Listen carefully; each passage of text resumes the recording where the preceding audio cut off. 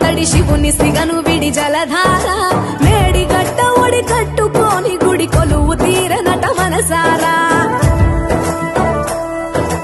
ఏండ్ల గోసలిడి ఎత్తుకెగసిపడి చంద్రశేఖరుని కలదీరా సొరంగాల వడి కాలువలుగా విడి గంగ పరుగులిడ ఊరూరా